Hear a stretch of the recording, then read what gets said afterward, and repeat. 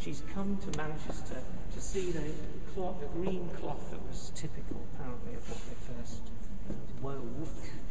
But again, Brown's put the royal party, away at the back, and right in the front you've got the local, the ordinary people. This is probably a Flemish immigrant weaver, and his assistant is making eyes at the weaver's daughter, who's playing with a little cat. And the thing I love about this is the greyhounds that belong to the royal party, very aristocratic, elegant kind of dog. Looking rather suspiciously at this bristling local cat.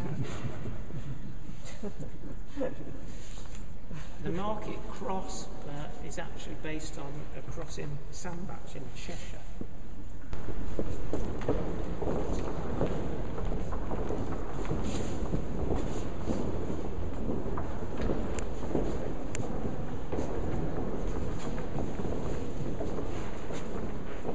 This is the trial of Wycliffe. You remember Brown, I think Wycliffe must have been a bit of a hero for Brown because he did the painting of Wycliffe reading the English translation of the Bible.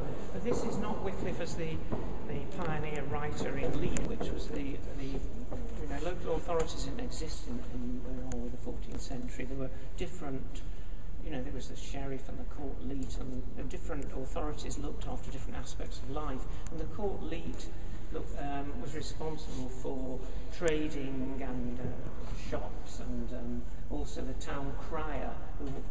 So Brown's got the town crier calling out the standardisation of new weights and measures to ensure commercial integrity. Well, that's a Victorian message, if ever there was one. Manchester is an honest place to do business with, but dressed in really Renaissance costume. I've never quite worked out the sources for this, but I'm sure this guy comes out of a Bronzino painting or an Italian Mannerist painting. This is a little beggar girl, and Brown described her as well-fed looking or something, because she's meant to be a sort of fake beggar girl, trying to get alms when she doesn't deserve it. This is a cheese incidentally, this thing. And the grocer's wife is scraping butter off the bottom of her scales to make sure they weigh accurately. And another thing is the fact that you've got this strong sort of, the figures are contained in quite a narrow space at the front. This is a compositional strategy you see in a lot of Pre-Raphaelite pictures, but he does have some little intervals at the edge of deep space, just to give it a bit more realism.